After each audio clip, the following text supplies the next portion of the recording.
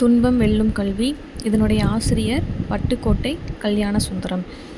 இதில் இருக்கக்கூடிய சொல்லும் பொருளும் என்னென்னா, தூற்றும்படி, இகழும்படி, மூத்தோர், பெரியோர், மேதைகள், அறிஞர்கள், மாற்றார், மற்றவர், நெறி, வழி, வற்றாமல், குறையாமல்.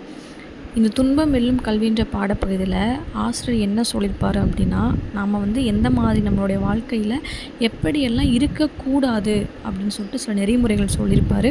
அது என்னென்னா, நாம் நூல்கள் கற்றதோடு இருந்து விடக்கூடாது, கற்றதன் பயனை மறக்கக்கூடாது. இப்போ நம்ம புக்ஸ் எல்லாம் படிக்கிறோன்னா அதை படித்ததோடு மட்டும் இருக்கக்கூடாது, அதனுடைய பயனையும் நம்ம என்றைக்கும் மறக்கக்கூடாது. நம் நாட்டின் நெறி தவறி நடக்கக்கூடாது, நல்லவர்கள் குறை சொல்லும்படி வளரக்கூடாது. நம்மளுடைய நாட்டினுடைய நெறிமுறைகள் வழிமுறைகள் இருக்கும்ல, அதை நம்ம தவறி விட்டு நடந்துடக்கூடாது. அது மாதிரி நல்லவங்க நம்மளை குறை சொல்கிற மாதிரியும் நம்ம வளரக்கூடாது. அதுக்கப்புறம் பெரியோர் கூறும் அறிவுரைகளை மீறக்கூடாது.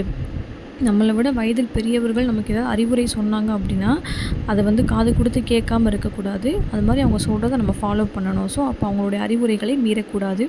பிறரிடம் பழகும் முறையிலும் பேசும் முறையிலும் பண்பு நெறி மாறக்கூடாது. இப்போ மற்றவங்கக்கிட்ட நம்ம பேசுகிறதோ பழகுறதோ நமக்குன்னு ஒரு பண்பு இருக்கணும். அந்த பண்பு நெறியிலேருந்து நம்ம எப்போயுமே மாறிடக்கூடாது. பிறர் உழைப்பை நம்பி வாழக்கூடாது. நம்ம சொந்தமாக உழைச்சி நம்மளுடைய பணத்தில் நம்மளுடைய வாழ்க்கையை பார்த்துக்கணும். மற்றவங்களுடைய உழைப்பை நம்பி நம்ம எப்போயுமே இருக்கக்கூடாது, வாழக்கூடாது. தன்மானம் இல்லாத கோழைகளுடன் சேரக்கூடாது. அதாவது கோழையாக இருக்கவங்க கூட நம்ம எப்பயுமே சேரக்கூடாது. துன்பத்தை நீக்கும் கல்வியினை கற்க வேண்டும். இதுதான் அந்த டைட்டில். துன்பத்தை நீக்கும் கல்வியினை கற்க வேண்டும்.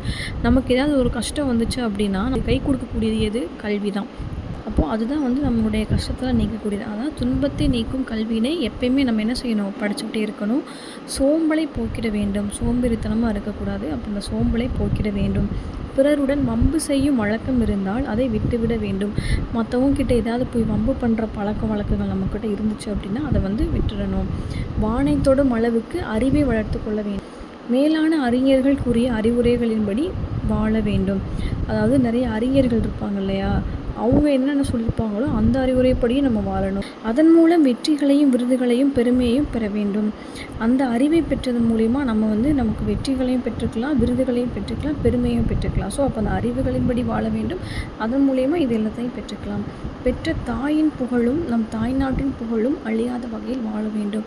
நம்மளுடைய தாயோட புகழும் நம் நாட்டினுடைய புகழையும் அழியாமல் நம்ம வாழ வேண்டும் அப்படின்னு சொல்லி சொல்கிறாங்க.